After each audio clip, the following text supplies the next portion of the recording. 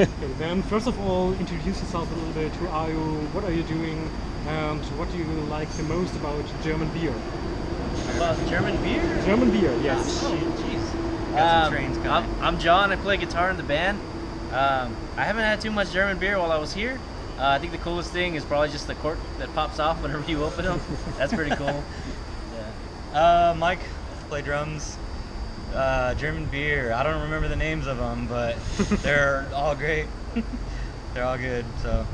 It's always good when you don't remember the names of the stuff you drink. Yeah. Well, people just either hand them to me. There's no label on it, or it's in the green room and I can't pronounce it, so Right. I'm not gonna try to pronounce it. Yeah. Hopefully this interview will be online before your new album is released, so I can ask the question. Cool. What do everyone else has to expect who hasn't heard the album yet? I would say sonically it's a lot fatter. It's a lot bigger than the first time. The kicks hit harder. The bass is more felt. Our song structures are more thought out. I think our choruses are bigger, and for the most part, the songs are just heavier all around. Yeah. Yeah, heavier. There's no ballads on this album, so you're getting a lot more metal, a lot more rock, and we kind of stay in that genre. We don't really stray too far from anything soft too much. There's like a couple of songs that have acoustic guitars again, but no ballads. I think that's the biggest difference. Yeah. And it's a lot heavier than the first album. How do you would describe your style? Because every time I listen to your songs, it's a mixture between so many famous bands and so many styles. I always say when someone asks me, "Hey, how do you sound like?" I say it's a mixture between Pantera, Lamb of God, and a heterosexual part of Nickelback. Yeah, I mean, you're not too far off. I think the Nickelback comes from, the key that Mark sings in. He's kind of a deeper, raspy voice. Some people associate us with that, and then, the Pantera influence is there. We got heavy kick drum patterns and the heavy guitars and stuff, so it's all there, man. Screaming. Yeah. So, I mean, all of those things are pretty accurate. There is some southern influence. I don't think it shines through as much as the obvious metal and rock, but the southern blues and stuff we're inspired by. So I think inevitably it shines through our performance. So. How important is social media for you? Because I know a lot of bands who post something on Facebook every 2 or 3 weeks, and then there are you who have live streamings every 2 or 3 days, and it's really a lot. And every time my phone rings, and Sons of Texas are live right now. Have a look. Why do you do that? How important is it for you? I think it's imperative that we stay active on our Facebook and our Instagram and social medias. Sometimes it's hard to keep everybody every comment answered, but we try our best to, because you get a couple hundred at a time, and it's the only way to keep in direct contact with our fans, and I think that's the most important thing to do nowadays with with the way the music industry now is. You can't really I don't know. Everybody gets their news from their cell phone. Everybody. Yeah. I get my news from my cell phone, and if you're interested in any bands, you're gonna go on your phone and find out about it. You're not gonna wait till somebody, just tells you about it like how it used to be. So I think it's very important. The more you're posting, the more people are finding out. There's some people that they're not gonna know when your album comes out. You got to keep posting, and they'll eventually see it. So it's very important. I think now especially. To be a little bit off topic, because for me it's always important to ask some questions no one asked before, right. Because this is what makes an interview interesting. Yeah. Because honestly, the questions I ask right now, everyone could read or see it so many other interviews, so it's always important to have something special. Oh yeah. If some of your parents had to replace one of the band members, who would it be and why? Wait, if some of our who? Of your parents. My parents had to replace band members? Yes. Oh, who my parents approve of? You mean in the band? Yes. Oh man. Wait, if they had to play an instrument in the band? Really have to play an instrument. If they had to, I don't think any of our parents play instruments. Yeah. But I know my dad's always wanted to play guitar, but he's left-handed, so it's always kept him from getting on the instrument. Yeah. I think my dad would be pretty hilarious on the drums, so that would be pretty cool to see. I don't really know about the other guys, but My mom can't sing at all. Sorry, Mom. Yeah, but she tried one time. It was a Paula Abdul cover, and she blew it. Didn't go well. It didn't go well. She thought it sounded great. She played it in the car like 10 times, but nah. That's why I can't sing. I probably get that from my mom. So small club show where everyone is drunk, it would be perfect. Yeah, exactly. Yeah, and that's in that situation. Yeah. Okay. And who of you can bake the best apple pie? You know, you'd probably Nick, because he used to work at a bakery Yeah. for like 9 years. Oh, really? Yeah, so he knows actually how to like legitimately bake. He managed a bakery back at home for like 8 or 9 years, so he's got to know more than the rest of us how to go about doing that. But yeah, I would say Nick. To be a little bit more serious again, I saw you the first time last year, I think, we were together on a tour of Soil. Yeah. Yeah. And first they were said that Saliva will be there as well. Yeah. And I said, yeah, I will drive 400 or 500 kilometers just to see Soil and Saliva. Yeah. And then Saliva said we cannot play this gig, and then there was you. Yeah. yeah. And I thought, yeah, have a look, maybe these guys are okay. And then your promo agency sent me your last album, Yeah. and I thought, what the fuck, how awesome is that? And I wrote immediately a review with I think 9 out of 10 points, something like that. Oh, Cool, awesome. man. Thank you. Thank you. And I thought, oh my god, so awesome. And then we had an interview, pretty nice, and then it was the first time I saw you live. Yeah. And it was, I cannot really describe it, it was one of the best shows I've ever seen, because it was so much Awesome. energy and power. It was, all other bands from the day were shit compared to you. Oh man. Really, I you, love man. Soil, but you were way better. Thank you. Thank you, man.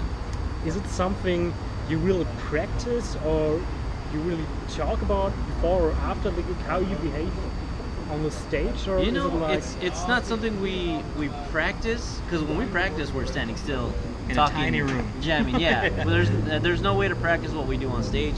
But I think what shines through is our, like what Rich was telling us from Fozzy. The guitarist from Fozzy was telling us, he says, when y'all play, you can tell that you've been in a band cramped together, and the frustration, and you guys are hungry to get bigger and to impress people. And I think that's what it is. You know, we're hungry. We want to get to the next level. We want to show people that, you know, we still have something to prove, and that we're working hard at what we love to do. And the songs that we write, when we write them, we mean what we're doing. You know, we want every chorus to hit hard, every riff to be the heaviest riff that we could possibly come up with at the time. And I think when it comes through, just our live show is a manifestation of what we're trying to express from us to the audience, and I think the audience really digs that. Yeah, and I think we try to do the best of both worlds, because you know, you see bands that they're going crazy on stage, but they sound like shit. Yeah. And then you see bands that are really good and really technical, but they're statues on stage. So nobody wants to see either. Yeah. So we try to get the best of both worlds. So you know, we're try to go crazy on stage, but still play our parts, right? So Yeah. I think I mean, we're always trying to get better at that. Yeah, just to point it out again, your live pretty awesome, and on CD, pretty awesome too. Your new album has 10 out of 10 points at my review. Killer, Awesome. man. Awesome. Just saying. Thank you. That's cool, man. That's Thanks. awesome. Here in Germany there are a lot of news about taxes and stuff like that. There was a hurricane right now, and Yeah. everything is going crazy right now over Yeah. there. How do you feel to be in Germany or Europe whilst in your home country, maybe your hometown, there's this shit going on? It's pretty scary. There's been about 3 hurricanes that have hit Texas in the past couple of weeks, and luckily we've been about a couple of 100 miles south of where it's hitting, so we haven't been too affected. But I have family members and friends that their houses are they're destroyed, and man, there's a football player from back at home named JJ Watt that he put together a foundation, and he's done a really good job of raising. I think he raised like $35 million or something like that. And everyone's doing a really good job. There's a produce company called HEB back at home that they're based in Texas, and they're helping out like crazy, cleaning up and all that. But it's definitely it sucks, just because if anything does happen, we're on the other side of the world. But you know, just gotta have faith that nothing nothing's gonna hit and flood out our hometown. But for the most part, it's just been like rain, like heavy rain at the most. So we've been lucky.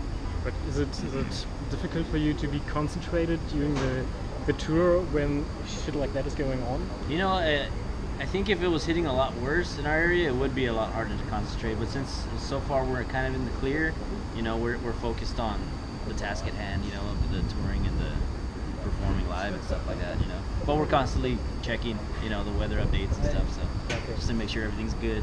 Yeah. And then when you get on stage, you need to clear your head. You need to focus on what you're gonna play. You can't let personal stuff or that kind of stuff really bother you. Otherwise, you know, we'd be messing up left and right. But I think just, you know, try to clear our head as much as possible. Go over the set and just do what we got to do. Put on a good show. Well, how important for you is the contact with the fans? Because at your last show, it was like you had the show, and after that you went to the merch table and you talked with a lot of fans for hours and hours. And most bands don't do that. So why do you do it, and how important is it for you? Is it for you? Oh my god! You know, at first it was just natural. It came natural to us because, you know, the smaller shows that we would play, we didn't have like a bus or a green room to retire to. So we would come out and hang out, and then we would get people come and talk to us, you know, congratulate us on the set or whatever. And then the next time we would roll through town, we had more and more friends in each area, and then we started realizing that all the people that we became friends with in every town were coming to all the shows, and they were buying all the merch. So, you know, that's not the reason that we do it, but we do see that the more interactive we are with our fans, the more they spread the word to their friends, and it shows what kind of people we are. You know, that we're good-hearted guys, we're down to earth, and I mean, if you see it anywhere, like on our Facebook comments and stuff, like everybody says the same thing about us. You know, that we're really cool. We hung out. And we're not like stuck up or anything like that, and we just think that's the worst, you know, because it's happened to us where we've tried to meet our idols and they kind of, you know, didn't really want to meet us and stuff, and we never wanted to be those kind of musicians, you know. So yeah, like, to answer your question, it's very important to always be available and just to be nice to your fans, and, you know, no matter what, just always be cool, I guess. Yeah. I mean, like, what else are we gonna do, you know? Just go up to our green room and just sit in silence. Like, it's just like, there's nothing to do, so it's like, might as well come out, meet people, sign their CDs if they want it signed, sign their shirts if they want it signed, take pictures, and you know, it's cool to interact with people that like your band, you know, instead of just going off and not meeting anybody, you know. It's the only alternative we have. But do you think that you still can do that in a few years when you're more and more famous, because then maybe there are so many fans? You know, that's a $1 million question. You know, we think about that a lot. Like, because, you know, now when we play shows, there's maybe 5, 10, 15 people that want to like talk to us. But like you're saying, like, if we ever get to a point to where there's like 200, 300 people and all of them want to have a conversation with you in the span of 3 hours, you know, it's not going to work out. Yeah. So I mean, I don't know. We might have to arrange a more professional way of doing like a kind of like a meet and greet. Yeah, a VIP meet and greet kind of thing, whatever. And we'll have to do that, you know. Yeah, and then like we're right now we're playing early in the shows. We're like support bands right now, so we don't want to come out while, like, I guess the headliner's playing, and then have a bunch of people around, and you kind of like, you're messing up with the show. So we kind of got to think about, once we get more people coming out, we need to figure out how to go about it in like a respectful way towards the headliners. Or if we are headlining, then, you know, after the show, after the whole show is over, so, yeah, we'll figure it out. But right now we're just playing it by ear. We're just doing whatever. Well, I'm finished right now. Hast du noch irgendeine Shitfrage? Shitfrage?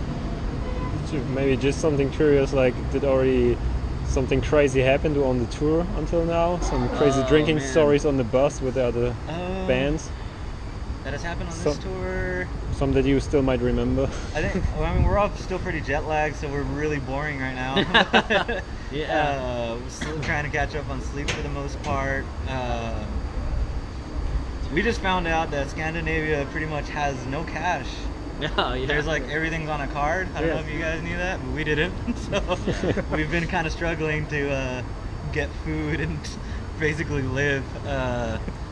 We So, came yeah. across on the ferry, which was like cool for me. Yeah, you know, first I time went on to a the front of the boat. boat and I was like, I'm the king of the world, like in Really? Titanic. Yeah.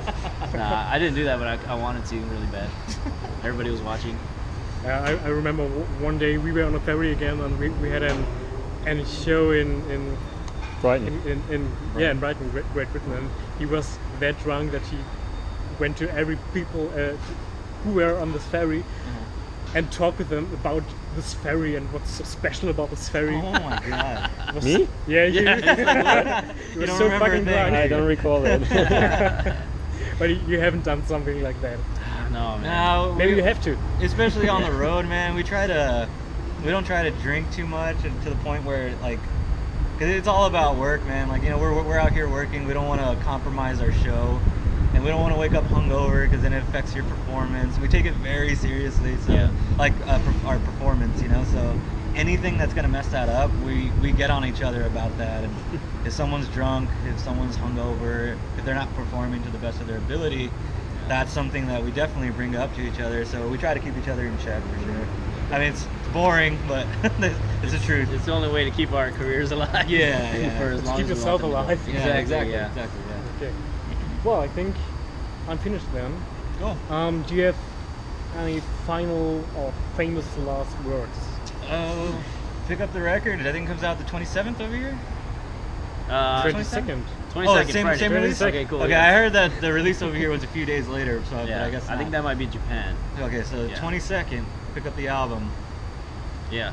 Bring it to us at a show if you get it. We'll sign it. Sign for you, take pictures, hang out, all of it. Come out, check the dates. sonsoftexasmusic.com.